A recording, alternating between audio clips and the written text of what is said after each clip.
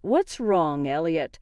I was quite aback to find my grandson Elliot standing there as the intercom sounded.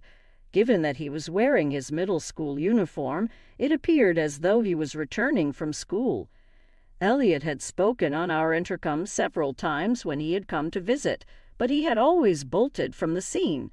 But for whatever reason, he just stood there that day. I could tell he was interested in talking about something as I glanced into his eyes. I said, "Come here and help Grandma harvest some vegetables," and I opened the gate. Elliot nodded silently and entered the house carefully.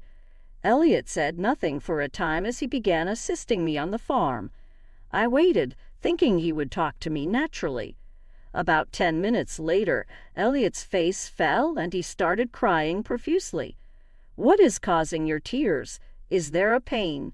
I began to worry that he could have harmed himself, so I looked for cuts on his arms and legs. "No, that's not the case. I apologize for holding back the truth until now." Elliot needed some time to settle down, so I gave him some gentle encouragement. "Have you been itching to express yourself? Please inform me now. I'm Miriam, and I'm 65 years old. I used to be a teller at the neighborhood bank. Rupert, my spouse, was a banker as well and is 2 years my senior. Rupert once said to me, 'Human connections are the foundation of a bank.' You're a good fit for this position because of the unique way your grin makes others feel comfortable. Rupert was a banker and a guy who helped me when I had no idea what I was doing with my life. He was strict at times and nice at others. I was pulled to him because of his sincere compassion and the way he smiled warmly at everyone, no matter who they were. Because of the bank's high level of trust, Rupert soon became the branch manager. 'Miriam, we've got some fine eggplant again this year,' Rupert said. 'And these tomatoes are still small, but they're growing shiny and cute,' responded I. We started living simply when we left the bank and took up gardening as a pastime, growing a little garden of vegetables in our backyard. Our lone son, Gavin, who had moved out and established his own family, paid us a visit at the end of May together with his spouse and our grandson. Gavin started working for a city firm after graduating from university, and he brought his fiancée, Amy, to meet us 5 years later. However, we didn't hear from them again for 15 years after that, save for a letter announcing the birth of our granddaughter. How are you doing these days? Not even bothering to look at all around Christmas or New Year's. You were unable to even answer the phone occasionally. Our traditional Japanese house had a small entryway, and Rupert's voice resonated through it, enhanced by years of diaphragmatic breathing as a branch manager. "I apologize, Dad," Gavin answered. "I was too busy with work to remain in touch." "Calm down, Rupert." I tried to calm Rupert down by smiling and saying, "You're making Amy uncomfortable." Rupert was talking quite energetically. When Rupert becomes very joyful, he may speak harshly, which outsiders may misinterpret for wrath. "Amy, it's been a while. I'm happy to hear that you're doing well," I said. "It's been too much time. I apologize for not getting back to you," Amy answered. Her bright grin remained, but she had lost a little weight since our previous meeting 15 years earlier. Beside her, a youngster who appeared to be in middle school was carrying her baggage. I gave him a grin. "You have to be Elliot. I'm glad to have met you." "Your granny is me," I murmured. Elliot bent his head and said nothing, appearing a bit bashful. Nevertheless, I was so happy to meet my grandson that I was unable to stop chatting. "I've only seen pictures of you as a baby, but now that I see you in person, you look just like Gavin did when he was young. How old are you?" Elliot turned 14 today. Gavin stood next to Elliot and stated, "He'll be taller than me soon." For the first time in 15 years, we were seated around the dinner table with our son and his family that evening. Elliot was still within Amy's womb back then. I made too many side dishes for Elliot, so feel free to have seconds of rice too, I said. Elliot, though, only smiled slightly and remained silent. Actually, since their arrival, neither Gavin nor Amy had spoken anything. Their sole conversation was a few courteous salutations. They shared nothing about their personal lives. "Hey, Gavin, why don't you unwind a little like you used to when you were a kid now that you're back at home?" Trying to lighten the situation, I quipped, "Elliot won't be able to unwind if you're all tense like this." After exchanging eyes, Gavin and Amy nodded to one another. "Mom, we weren't sure if we should ask, but the truth is both Amy and I are currently out of work," Gavin said. "What? Not a single bit of work? Why not?" The abrupt admission shocked me, and Rupert and I exchanged a frightened glance. We both worked for the same firm, but we decided to leave and hunt for other employment since things became difficult and we were sick of the office politics. However, nothing has shown up as of yet. I'm sorry, but is it possible for us to have supper here a couple of times a week? Gavin acknowledged Amy's culinary prowess and offered his assistance with cleaning and other tasks. They both bowed deeply and pressed their foreheads to the tatami floor in a pleading gesture. Of course, seeing my grandchild and my son's family every day should have made me joyful, but raise your heads. More significantly, are you able to get employment? Elliot is a middle school student now, correct? Isn't it enough money to cover his school fees, examinations, and other expenses? Rupert tried to calm me down when he softly cut me off, grinning. He looked at our son and his wife and said, "They must have their reasons." "I can't say I'm totally positive about your position like Miriam, but it's our responsibility to support family members in need." Rupert smiled and turned to face me. "You're welcome to come for meals whenever you need." "Isn't that right, Miriam?" "If you say so," I said back.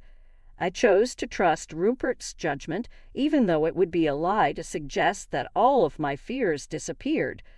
From that day on, with Rupert's blessing, our son's family would come see us 2 or 3 times a week. Gavin and Amy appeared to be working 2 part-time jobs throughout the day and looking for a more permanent arrangement. I felt moved to provide Gavin whatever assistance I could when I saw him sighing as he examined his bank bills. "How are you doing? Please move in with us if this is too difficult," I said. "Mom, there's no reason to worry." Gavin smiled and said, "We'll try a little longer." I chose to believe what he had to say. The rainy season was fully underway by mid-June, bringing day after day of heavy rain. "Do you plan to depart early tomorrow? The rain appears to be intensifying. Would you mind staying over if you have the time?" Rupert advised. After he looked at Amy and paused, Gavin said, "We wouldn't want to impose." He then said, more subtly, "If it's no trouble for you, we would appreciate it." Thus Gavin's family began spending the night in our home. He always kept his head down and said nothing when Elliot came to visit. "Elliot, is something bothering you?" One day I questioned him. Gavin spoke up before he could reply. Yes, Elliot's teacher reprimanded him after he failed a recent test. It truly demoralized him. Gavin remarked, "I see. It seems that you have inherited Gavin's difficulty with learning." "I apologize, Elliot. Your poor grades are entirely your dad's responsibility, which implies that I'm to blame," Rupert jokingly said. Elliot gave a small nod, but I couldn't get rid of the impression that he was only trying to be kind of Gavin. Elliot started coming over to our place virtually every day at this point. He would call the intercom and remain there for a long, silently observing us through the window, even on days when he wasn't staying over. But he would seem shocked when I called out to him, "Come in," and run as if he were running to the bus stop. It had to have been on his way home from school because he was usually wearing his school uniform. "What's going on with Elliot?" Worried by his strange conduct, I asked Rupert. "I don't believe you should be very concerned. He is 14 years old. That age group of children frequently has 1 or more issues that they would prefer not to discuss with adults," Rupert said. That may be the case, but despite my knowledge that it was conceivable, I couldn't shake the feeling that Elliot's regular visits, despite the torrential rain, had a deeper meaning. The rainy season took a short hiatus in early July, leaving us with cloudy and humid days. I was startled out of sleep soon after midnight by a soft noise. I held my breath as I heard what sounded like footsteps on the carpet coming from the living room. Was my locking mechanism correct? I started thinking about the memory again. I would check the locks every night before going to bed, and Rupert would, just to be sure, double-check the same areas. Rupert was too thorough to miss anything, even if I did. Reaching by my nightstand for my smartphone, I gripped it firmly and tentatively opened the living room door. I looked around the room with the help of my phone's dim light, but nothing seemed out of place. Perhaps it was all in my head, I reasoned. "What's wrong?" said Rupert, who had been sleeping next to me as he awoke as well. "I thought I heard something, but it seems like it was nothing," I said. "I definitely locked up, but if you want, we can check again," Rupert said. "With all of this commotion, we wouldn't want to wake Gavin and the others." I said, "Let's just get back in bed." We walked back to the bedroom and resumed our slumber without giving it any attention. I was startled out of sleep again after an unknown amount of time, this time by Gavin and his wife's frantic footsteps and words. "Hey, hurry up," Gavin yelled. "Elliot, forget about washing your face. Just grab your things and put on your shoes." Amy pushed. I was startled, completely awake by the abrupt uproar. There was not even a glimmer of moonlight peeking through the curtains, and the sky outside was completely dark. Gavin and Amy were hurrying around in the living room as I tiptoed out of bed. A little after 4:00 a.m. "You wake up early. At this hour, what's the rush?" I inquired. Gavin flinched, lost his balance, and let go of the Boston bag. The contents of the bag were obviously weighting it down when it fell with a loud thud. "Mom, why are you up so early?" Gavin inquired in an attempt to be informal. I could pose the same query to you. "What's inside that package, too?" I answered. Picking up the bag swiftly, Gavin concealed it behind his back. Hastily, "It's nothing, just some important work stuff," he added.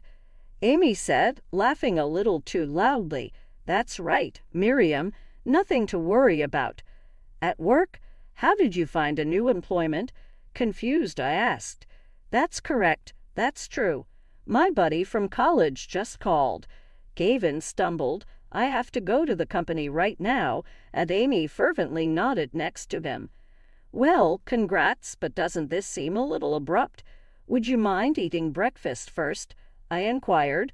"First thing in the morning is a meeting. We'll have to forgo breakfast because it's a long journey."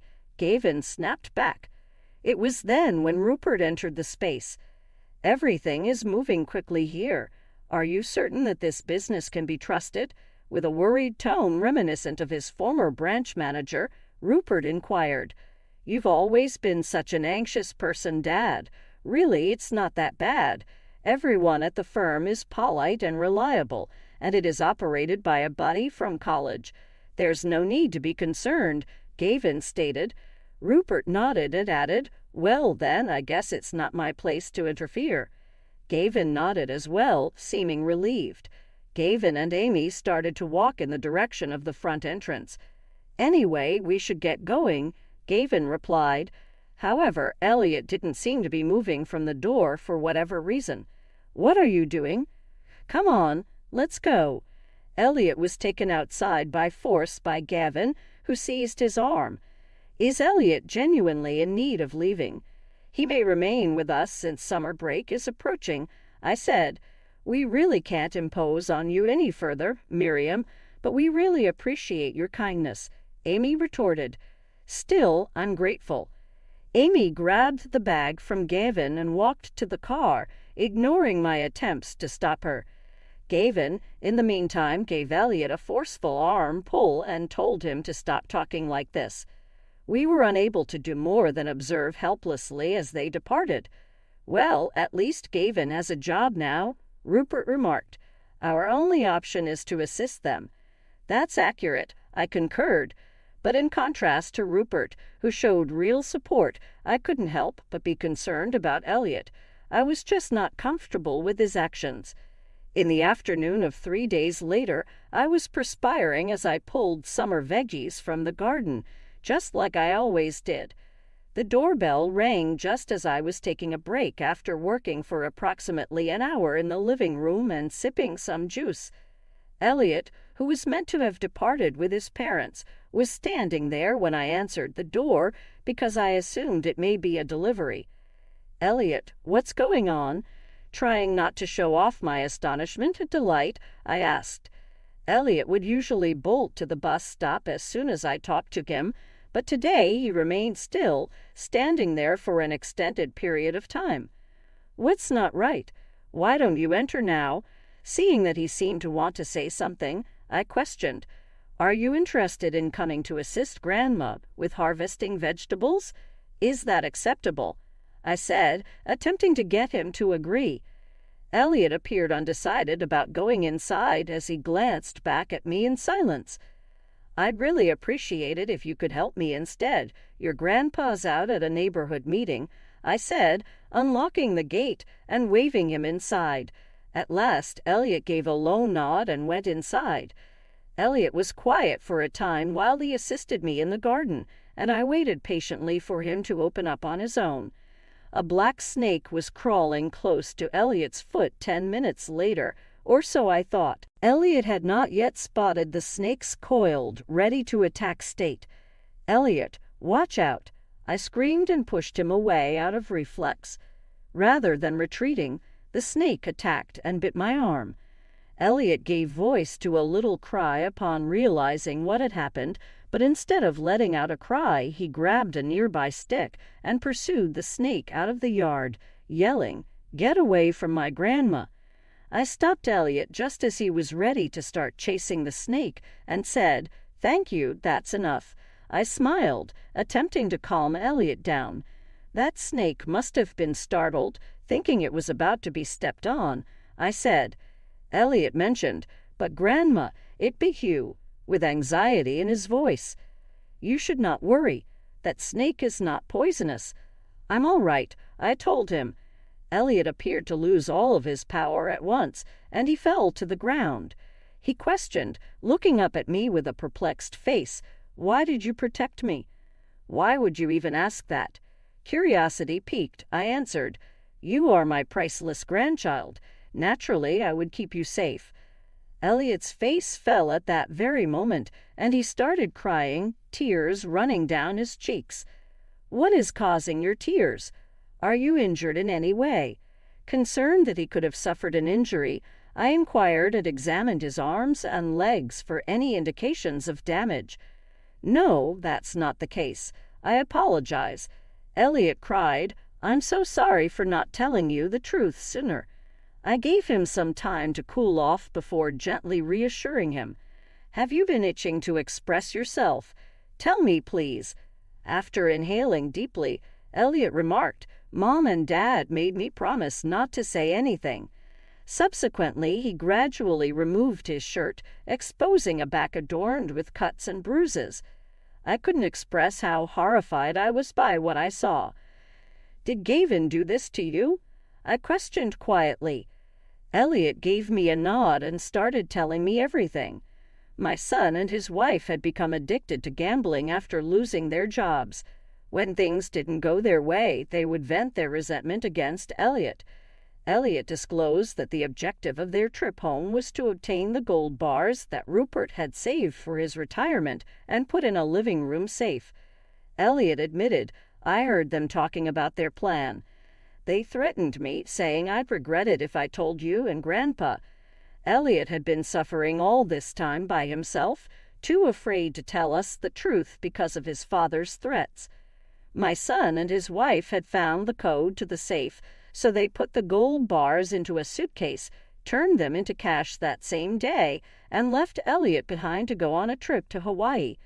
Elliot was crying in rage and grief when I pulled him into a strong hug and said, "You were so brave to tell me all this." I told Rupert everything an hour later when he got back from the neighborhood meeting.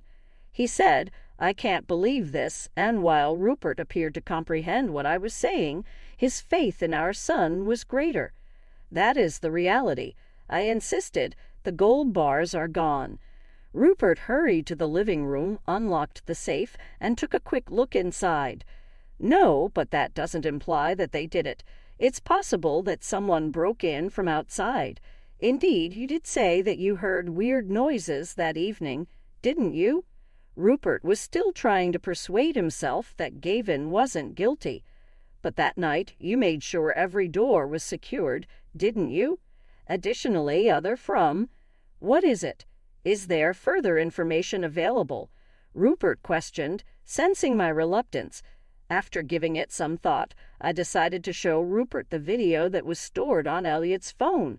As he viewed the video, his face twisted into an angry and depressed expression. There was no mistaking the scene when Gavin and Amy stole the gold bars from the safe and stuffed them into a Boston bag at night. Holding Elliot close, I murmured, "I didn't want you to see this, but this is the reality," hoping to win Rupert over. Elliot has several scars on his back. He says he was harmed by Gavin. Elliot was too afraid to speak out even though he knew about his parents' team.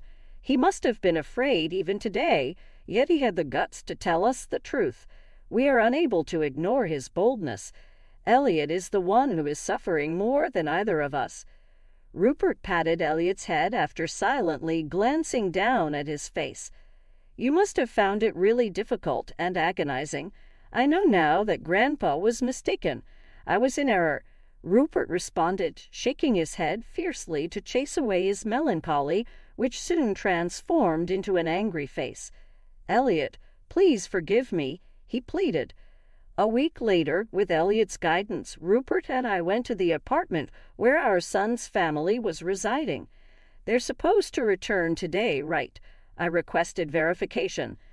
Elliot said emphatically, "Yes, the refrigerator is empty." What sort of existence did they lead? Glancing around the kitchen, Rupert remarked, "Elliot claims that before leaving on their vacation, they had only enough money to cover 10 days' worth of meals." We soon heard the engine of a well-known automobile in the parking lot shut off. Footsteps reverberated up the stairs, and then Amy and Gavin's laughing could be heard becoming closer. Gavin and Amy were visible through the slowly opening front door, their complexion glowing from the journey. Rupert inquired, "Did you enjoy the trip?" Their giggling disappeared in an instant. "Dad, what are you doing here?" Gavin shouted. We'd never been informed of their present address. Gavin stared at Elliot when he saw him cowering behind me. "Did you inform them, Elliot? You betrayal." With his shoes on, he charged in straight at Elliot. Rupert moved to intercept Gavin's movement and twisted his thin, weak arm just as he was about to seize Elliot. "Ow, ow, ow. I had no intention of acting. Please release me," Gavin complained. Rupert responded, "Good thing I learned some self-defense back in my bank days," and relaxed his grasp. Weakened now, Gavin fell to the ground. "How does it feel to go on a trip with stolen money?" Rupert queried. "Lost? What topic are you discussing?" Rupert interrupted Gavin's attempt to downplay it by displaying the covertly recorded video that Elliot had taken of their crime. "Your goal from the start was those gold bars, wasn't it?" stated Rupert. "Elliot, damn you, you are aware of what is ahead for you, aren't you?" Amy bellowed, causing Elliot to recoil. "That explains why you have been harming this youngster for so long. But today is the last day." With a gaze that silenced Gavin, Rupert ordered, "You're going to tell us everything." Having lost, Gavin started to admit. Amy and Gavin were both big gamblers. They originally justified their spending as a means of decompressing and staying within their allotted budget. However, after a great victory, they were unable to quit, and before they realized it, their debt was overwhelming them. I began abusing my accounting position and embezzling money from the business. I lost my job when they discovered. We were stuck with no option. Gavin said, "No option. Your first addiction to gambling was the root of the issue. As a parent, you ought to have exercised greater responsibility," Rupert chastised, leaving them speechless. "Please, Dad, let's change." Gavin knelt and Amy swiftly followed. "We'll work hard from now on. Just please don't report us to the police," Gavin pleaded. Rupert glanced at Elliot and then at me. "What do you want, Elliot?" Rupert queried. "I hope Mom and Dad stay out of jail." Elliot expressed his own thoughts when he remarked, "I just want them to go back to being the kind parents they used to be." Rupert smiled and nodded. "All okay, but there's a catch. Under the supervision of experts, the two of you will receive treatment to kick your gambling addiction. Do you concur?" "Yes, we will." Gavin answered, "We'll do it." Amy nodded and thanked Rupert for his indulgence. Elliot lived with us and we took care of him while our son and his wife were receiving specialized therapy in a facility. Elliot never grumbled even if it took a little longer to go to school via bus. There are a plethora of sights to view these days. "In fact, I like it better," he remarked. It appeared that his discomfort with his parents was progressively lessening, and he was starting to notice the little things in his environment. Elliot was often helping out on the farm after school. "Isn't weeding boring?" I questioned him once. With a smile, Elliot answered, "Not at all. However, Grandma, isn't it difficult for you to remain hunched over like that?" I was always the source of his greater worry. Elliot went to a neighboring scrapyard over the summer vacation and picked up some wood. He expertly made me a little stool to lighten the load on my farm. "Thank you, Elliot. For me, this greatly simplifies things." "I'm happy. Next time I'll create something even better," he said. Elliot was even more of an energy person at the beginning of the new semester. He would excitedly tell anecdotes about his school days during supper. "It's unbelievable that people now pay to go farming." He grinned. "My pals were very envious when I told them that I helped out on Grandma's farm." "It's fantastic. It's time for you to invite your buddies around," I said. "I'll make them my special summer vegetable curry." "Fantastic. However, perhaps we might forego the acrid melon." Rupert erupted into laughter at Elliot's suggestion. "What is this? Elliot's palate is still rather naive, huh?" Rupert made jokes. "I never said I detested it. Okay, I'll eat it." Elliot pouted in response. Grandpa and grandson did not seem to be as much in relationship as closest buddies. Elliot, who had never spoken much before, was now freely sharing his opinions with us and making our house laugh. Elliot remarked gravely, "Grandpa, thank you for always thinking of me," which caused Rupert to turn aside in a little uncomfortable manner. "Miriam, not me, is the one who saved you." Rupert answered, "I'm just an old man who didn't know anything." Elliot firmly shook his head. "That is untrue. Did you not set my birth date as the combination for the safe? I heard Mom and Dad discussing it." Rupert gave a little smile. "It's hard to express gratitude for that. You are our cherished grandchild. Although it was a long time since we could visit you, I never wanted to forget your birthday." Elliot repeated, "Thank you, Grandpa," his appreciation obvious. Our son and his wife continued to write us letters every day at the institution expressing their regret and repentance. I often wanted that my time with Elliot might go forever because I found so much comfort in it. However, I was aware that he would eventually need his parents again and that he would go back to them. Maybe we could all take a family vacation when Gavin and Amy finished their therapy and overcome their addictions. While I reveled in these priceless moments of joy, I clung to the hope that they might eventually